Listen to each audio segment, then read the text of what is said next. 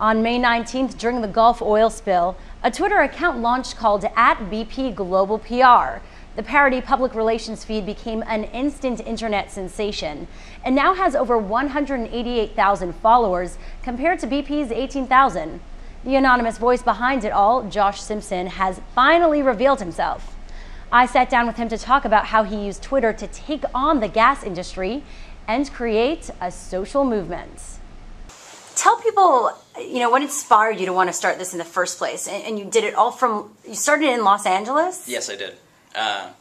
I started it as a response to BP's efforts to spin what was going on in the Gulf.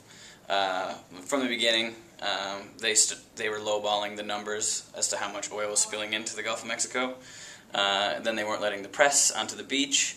And they were also making insensitive comments, like Tony Hayward was. I don't recall the time that was saved. It's impossible for me to answer that question. I'm afraid I can't recall that, and I don't recall that either. I was not involved in the decision making. I can't answer your question. I can't recall that number, I'm afraid.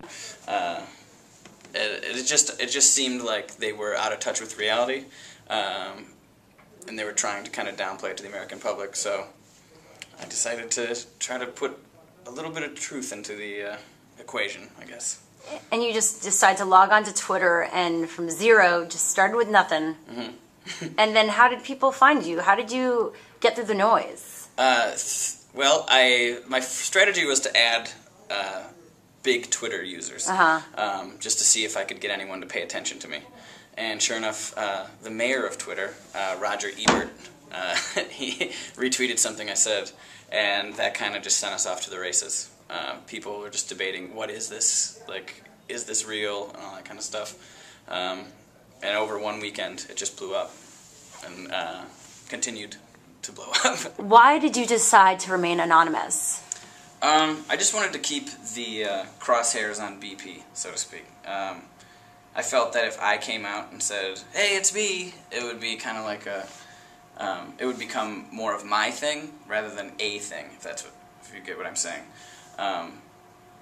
And I wanted to see how big I could make it. So now that it's kind of died off, which is unfortunate, now that it's kind of died off, it doesn't really affect anything if I come out and say that it was me. I'm not afraid to show my face. I just wanted to see how big I could make it.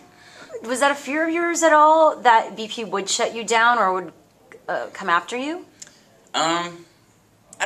The thing is, they'd have to give me I always thought they'd have to give me a cease and desist or go through Twitter, and they never did. And also, once I got that, they gave me that leeway to set up the T-shirts, like selling the T-shirts, and I was actually already raising money for charity through the T-shirts. These T-shirts.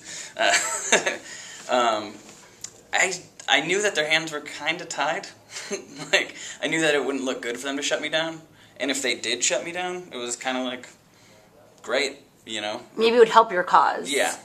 And Twitter never reached out at all? They did. Twitter did. BP asked Twitter to tell me to indicate that the account was a fake, to which I responded, "We're not associated with BP, the company that's been destroying the Gulf of Mexico for X amount of days."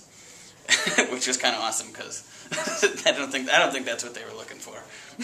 And so now that, things haven't subsided, but the buzz, it's not in the heat of it all with BP Global PR, with BP in general, what's going on in New Orleans. How are you continuing your movement and your cause?